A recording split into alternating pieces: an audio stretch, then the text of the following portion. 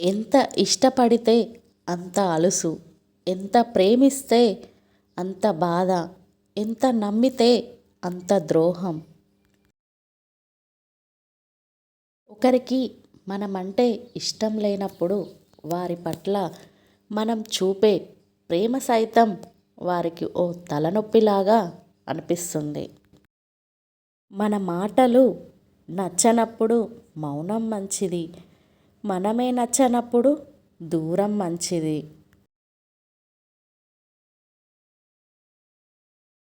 మన మీద మనకే అసహ్యం వేసే సందర్భం ఏంటో తెలుసా?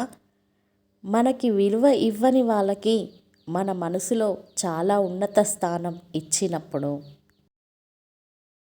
జీవితంలో కొన్ని సంఘటనలు జరగడం మంచిదేనేమో. కొందరి నిజస్వరూపం, మనస్తత్వం బయటపడతాయి. మొదట అవి బాధని ఇచ్చినా సరే జీవితాంతం పడవలసిన బాధని దూరం చేస్తాయి. గొడవ జరిగితే కానీ బయటపడవు అసలు.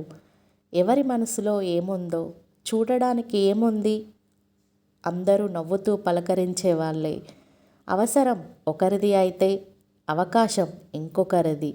ఆ కోపంలోనే మనిషి అసలు వ్యక్తిత్వం బయటపడుతుంది. కోపంలోనే మనసులో ఉన్న నిజమైన భావాలు బయటపడతాయి.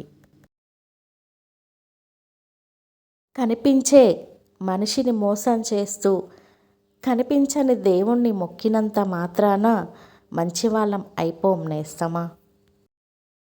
నువ్వే సర్వస్వం అనుకొని నిన్నే నమ్ముకొని వచ్చిన నీ భార్యకు మొదటగా నువ్వు విలువ ఇస్తేనే నీ ఇంట్లో వాళ్ళందరూ విలువ ఇస్తారు. ఆమె మాటను గౌరవిస్తారు. మీ భార్యను ప్రేమించండి, గౌరవించండి.